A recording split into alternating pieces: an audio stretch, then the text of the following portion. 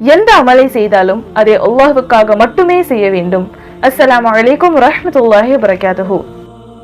ஒரு நல்ல விஷயத்தை வழிகாட்டுபவருக்கு, அதை செய்பவருக்கு கிடைக்கும் நிகரான நன்மை அவருக்கும் உண்டு என்று அல்லாஹ்வின் தூதர் ஸல்லல்லாஹு அலைஹி வஸல்லம் அவர்கள் கூறினார்கள். எவரேனும் ஒரு நன்மையான காரியத்திற்கு சிபாரிசு செய்தால் அதில் ஒரு பாகம் அவருக்கு உண்டு. அவ்வாறே எவரேனும் ஒரு தீய காரியத்திற்கு சிபாரிசு செய்தால் அதிலிருந்து அவருக்கும் ஒரு பாகம் உண்டு. அல்லாஹ் சுப்ஹானஹு வ தஆலா எல்லா பொருட்களையும் கண்காணிப்பவனாக இருக்கின்றான். இதை அல்லாஹ் சுப்ஹானஹு வ தஆலா தனது திருமறையில் கூறுகிறான். நபி ஸல்லல்லாஹு அலைஹி வஸல்லம் அவர்கள் கூறினார்கள், வல்லமையும் மாண்பும் மிக்க அல்லாஹ் சுப்ஹானஹு வ தஆலா பகலில் பாவம் புரிந்தவர்கள் பாவ மன்னிப்பு கோருவதற்காக இரவில் தனது கையை நீட்டுகிறான்.